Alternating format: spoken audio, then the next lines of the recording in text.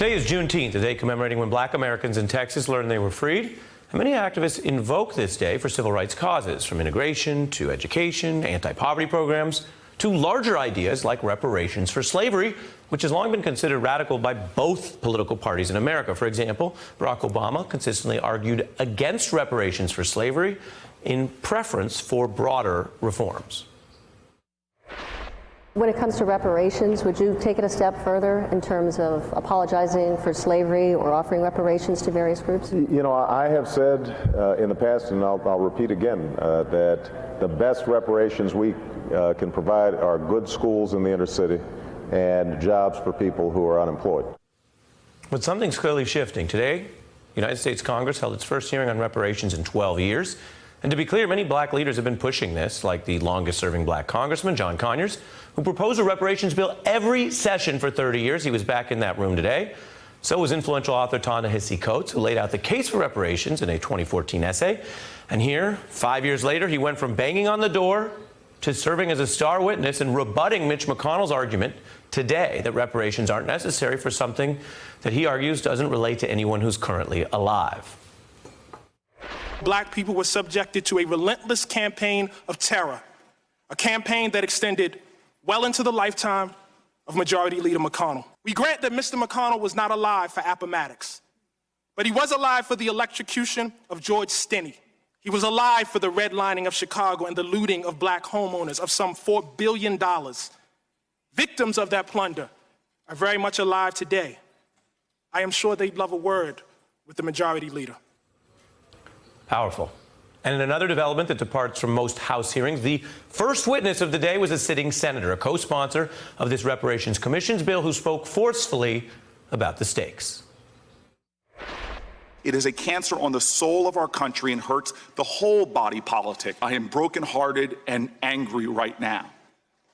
Decades of living in a community where you see how deeply unfair this nation is still to so many people. This idea that it's just about writing a check from one American to another falls far short of the importance of this conversation and what I believe we will truly talk about. Joining me now is that senator and presidential candidate, Cory Booker. Thank you for being here. You sounded quite strong in what you had to say there in your testimony. Why are you doing this, and why now? Look, I've lived and worked most of my life in low-income communities, black and brown communities, and have been dealing with historical headwinds of segregation, of redlining, of health disparities, of public policies being stemmed from Washington, like the GI Bill and Social Security that were designed to exclude African Americans, from the terrorism that reigned in our country for generations, all the way back to slavery. This is a conversation that we have not fully had in the United States of America, and how the roots of savage inequalities is still being made manifest today because of a lot of that structural inequities baked into our system. And dealing with this issue and finding real practical solutions to address those inequities and disparities baked into from our history is something that we must do, and now is the moment. You're leading on this bill. Senator Bernie Sanders opposed reparations the last time he ran. He now supports this bill, but also said he's not sure that writing a check is the answer. My question to you is, one, do you two have the same vision on this right now? And two, should the Democratic nominee, should the Democratic platform in 2020 be for slavery reparations? Well, first of all, I mean, that's what's become. A lot of people don't like the word because it evokes this imagination that people have, and it's being whipped up by opponents that thinks somehow this is going to be about one person writing a check to another person. And that's not what this is about.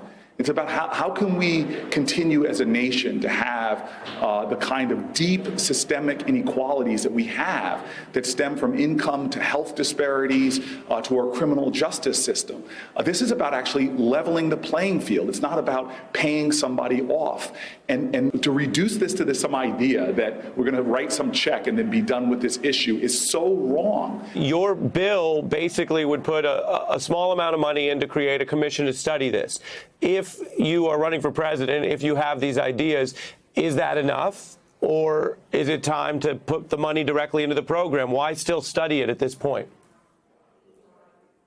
Well, it's a de minimis amount of resources to study it and have, which will be historically the first conversation, literally the first commission we've ever created to see how do you address these issues. We have commissions in Washington, and you know this, Ari, to study all kind of stuff, which I think a lot of it's less urgent than what we're talking about right now. And there are practical things. Look, at the end of the day, you talk about putting resources into things. My baby bonds legislation, actually, about having every child born in America as a birthright, having an interest-bearing account there for them, and then money placed in it every single year, depending upon the wealth of your family, would give the lowest income American kids upwards of $50,000 by the time they're 18 to do things that create wealth. Your baby bonds proposal is not based on a slavery reparations model, though, right? That's for potentially everyone.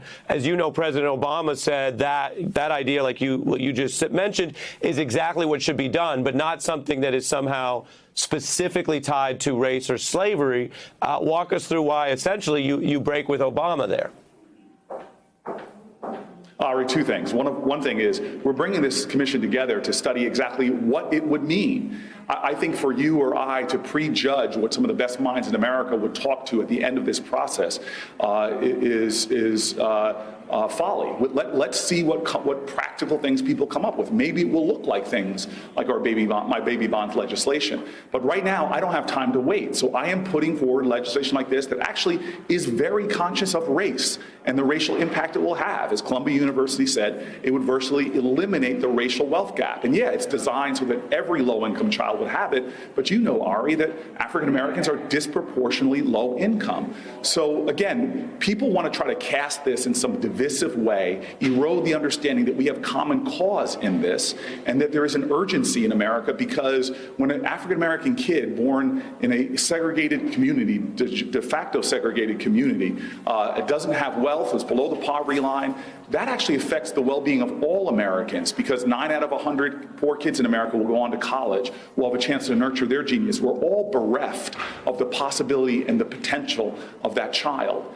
This is hurting all of America. The criminal justice system, which you and I both know, is deeply racially disparate in its impact. As Villanova University says, literally, if we had incarceration rates that were the same as our industrial peers, we'd have 20% less poverty in America. And so when I do things like the crack cocaine, powder cocaine disparity, something I pushed for in the legislation that I led and we passed on criminal justice reform, 96% of the people that are being liberated from prison because of that disparity are Black and Latino. So I'm very conscious on a lot of these bills that we're pushing about the impact it will have on communities of color and communities like the one in which I live. And we need to start having a much more nuanced conversation about this than just saying, oh, this is about one person writing a check to another person and wiping our hands of that collective responsibility that we have to make our nation more just and fair. Right, and the writing a check reference is to how Senator Sanders had recently described it. It's striking to hear you lay it out like that, Senator, as you mentioned, particularly some of those disturbing statistics, and to watch a U.S. government hearing today discuss reparations with you and these other witnesses. I mean, that itself, as you say, is somewhat groundbreaking. I want to get you, while I have you, as a candidate on some other big issues. As you know, the Senate is in this fight over 9/11 funding.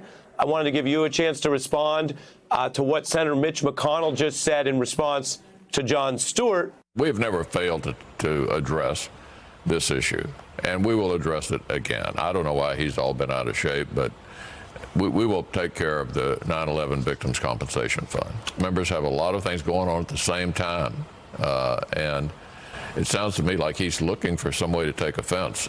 There's no way we won't address this problem appropriately. We have in the past, and we will again. Your view? That if you were one of those families that is struggling right now, where you had a family member who did something heroic, as one of those guys that lives just miles away from 9/11, that knows folks that were in those buildings, that knows some of the heroes that stormed into those buildings and were there to protect America, to defend this country, to save lives, there must be a sense of urgency to say to this nation that when you are a hero, we have your back.